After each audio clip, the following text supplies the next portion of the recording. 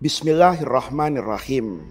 Detikers, sifat dasar hati manusia, dia mudah berubah-ubah. Oleh karena itu hati di dalam bahasa Arab itu dinamakan al-qalbu. Al-qalbu itu seperti orang yang membolak-balik halaman satu buku. Dia mudah dibolak-balikkan dari satu keadaan. Kadang-kadang cinta, seringkali benci, hari ini gandrung, esok kali bosan. Itu adalah sifat dasar hati manusia. Oleh karena itu, tidak salah kalau dalam hubungan sosial antar manusia selalu ada pertambahan, penurunan, selalu ada sisi terang dan selalu ada sisi gelap.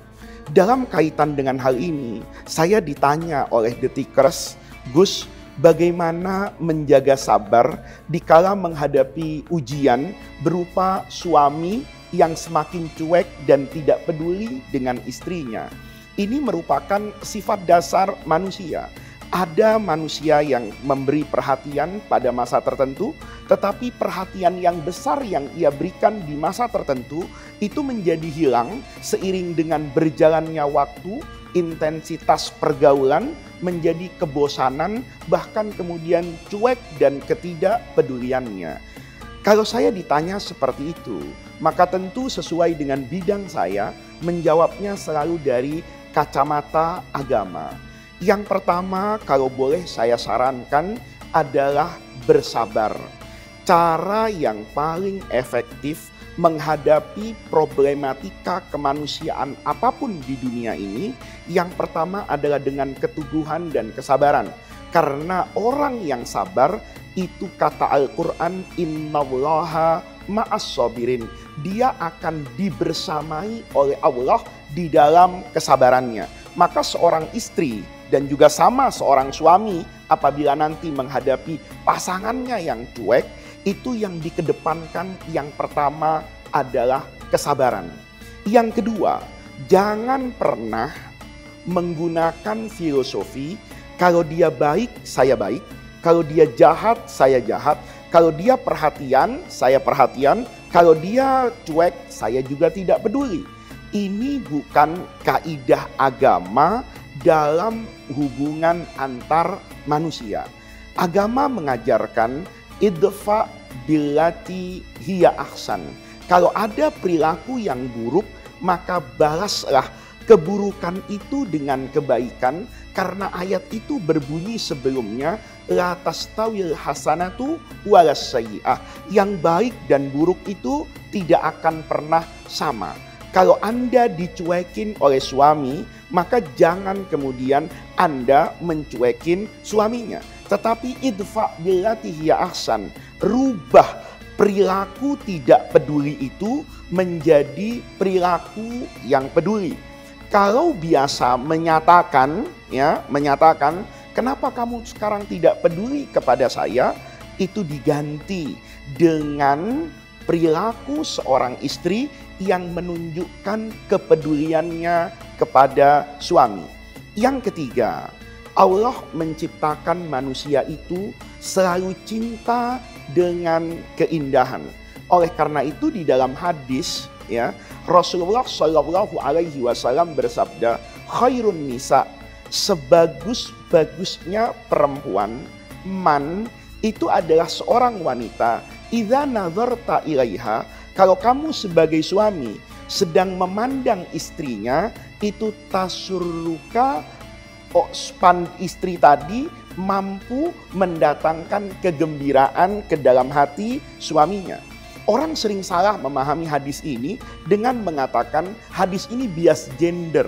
Selalu perempuan yang diminta untuk tampil prima di depan suaminya. Sebetulnya kalau kita belajar ilmu usul fikih, ini juga punya mafhum. Mafhumnya pasangan harus selalu seperti itu. Kalau dia ingin dicintai oleh pasangannya, maka dia harus selalu terlihat indah di hadapan pasangannya. Dan yang perlu saya tekankan, indah itu tidak selalu dengan pakaian yang mahal. Indah itu tidak selalu dengan parfum yang wangi.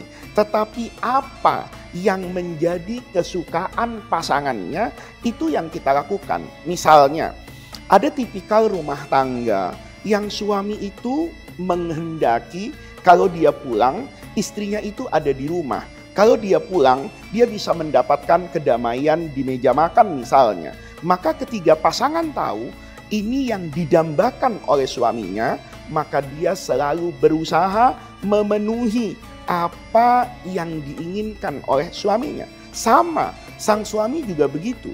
Kalau istrinya mungkin mulai cuek kepada dia, maka dia harus melakukan hal-hal yang disukai oleh istrinya. Ini perintah agama. Kalau Anda membalas kecuekan itu dengan keperhatian, kalau Anda membalas kecuekan itu dengan menumpahkan segala apa yang Anda miliki untuk kebaikan pasangan, percaya Allah Subhanahu wa Ta'ala itu tidak tidur.